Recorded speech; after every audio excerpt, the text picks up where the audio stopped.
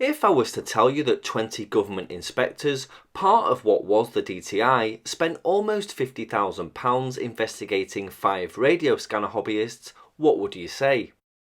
Well, in 1987 they did just that and turned 5 British radio listeners into criminals for receiving non-government approved radio signals and then talking about what they'd heard.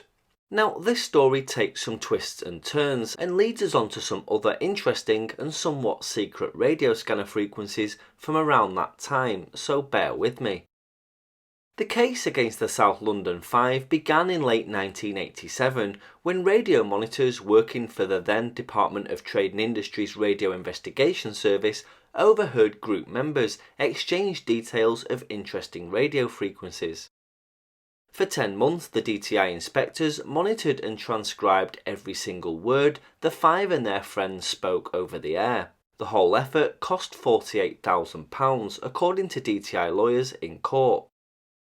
20 officials spied on the 5 and their friends at all hours, from early in the mornings to late at night. Finally, in July 1988, 25 police and DTI officers arrested the 5 in a coordinated series of raids. One man returned home to find the entrance had been flattened, the burglar alarm disconnected, and a team of men rummaging around his bedroom. Others were held overnight. All of the group were cross-examined for hours on the basis of transcripts of their radio conversations. They were questioned at some length about so-called code words they'd repeatedly used on the air, such as Vim. But Vim, the DTI detectives were informed, had more to do with in-group speak for chicken vindaloos than with men from Moscow. DTI lawyers claimed in court that they'd feared the group were spies. The DTI case nearly fell apart since, at the time of the raid, one of the 5 had actually been monitoring the DTI inspector's own frequencies near 160 MHz. He'd been listening in while the DTI surveillance team coordinated their activities, clearly preparing for a raid. But while out of the room making tea, he narrowly missed a direct reference to his own neighbourhood, which would have alerted him. He returned quickly to his room to listen in to the exciting radio action that was clearly about to start, and prepared to call up friends to suggest that they listen in as well. Then there was a loud knock at his door. 5 men charged upstairs and grabbed him, and he realised to his horror that he was part of the plot. Although there were valid security grounds for wanting some transmissions to remain secret, there was no solution to the problem of dangerous rather than recreational interception, except to scramble the signals. IRA technicians, KGB listening staff, drug smugglers and other targets of surveillance knew perfectly well how to receive and track their opponent's radio signals, just like GCHQ. All that cases like the London Five do is nurture a pretense that such signals could be made secure using law rather than technology. Even MI5's own signals have been out there in plain sight. Until their frequencies and systems changed in the early 1980s, anyone in and for miles around London could receive MI5's top-secret Watcher radio network, the system used to control surveillance teams watching diplomats and spy suspects all over London. The Watcher signal on 104.5 MHz was about an inch along most people's radio dials from Capital Radio. It even came from Euston Tower, where the heavily curtained headquarters of MI5's Watcher service were located, 15 floors above Capital's own studios.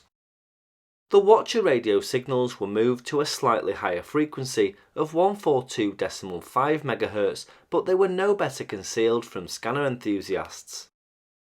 Back in those days, the radio spectrum in and around London was an alluring paradise of extraordinary events.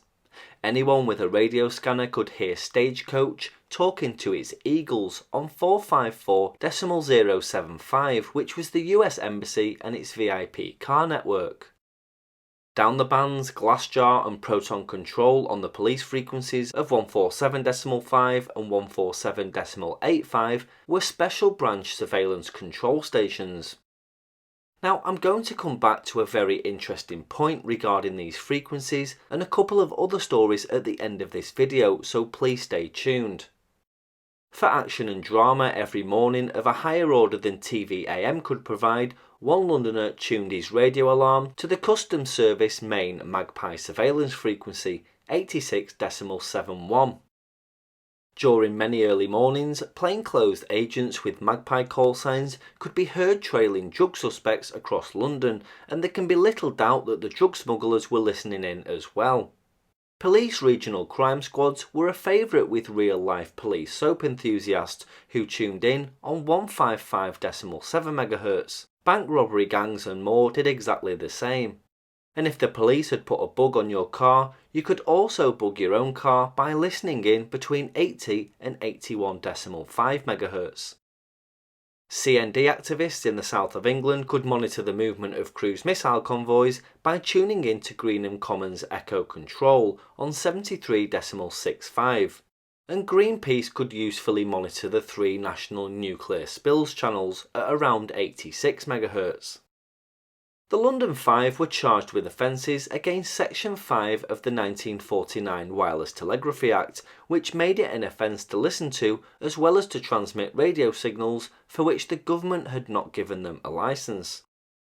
Overall, the Five were fined nearly £8,000 and forfeited over £10,000 worth of specialist radio equipment.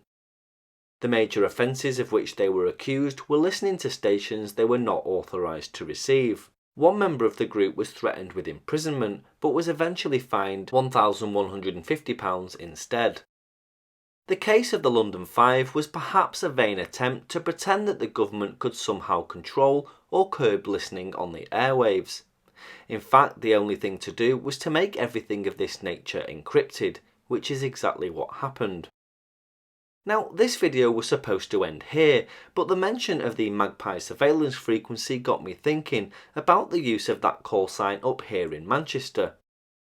I received an interesting comment and an email regarding this topic recently, which I thought I'd share with you. Graham said he remembers Customs and Excise's Manchester operation that was based at Salford Docks, not far from this teleport array.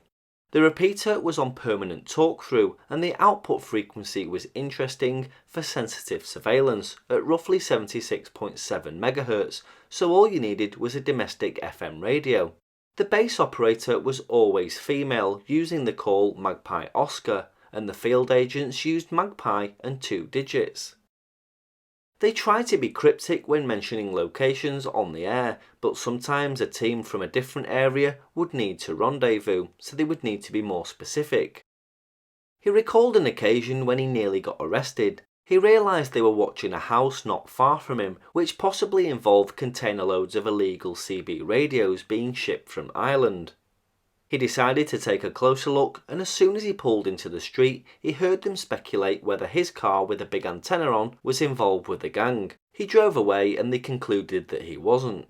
And finally, remember I mentioned the MI5's watcher frequencies on 142.5? Well, amazingly, if we look at an old scanning directory from around this time, you'll see a listing of frequencies which include Soviet space stations, US Air Force air-to-air, Ministry of Defence paging, and Rimington minicabs.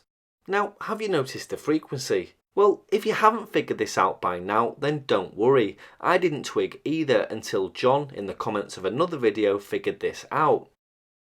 Rimington Minicabs is named after Stella Rimington, who just happened to be the former Director General of MI5 from 1992 to 1996. Now, there's no way users of this frequency went round in the guise of Rimington Minicabs, although that would have been amazing to see. It's more likely that the publisher of the frequency directory didn't want a visit from the DTI, or even worse, spooks.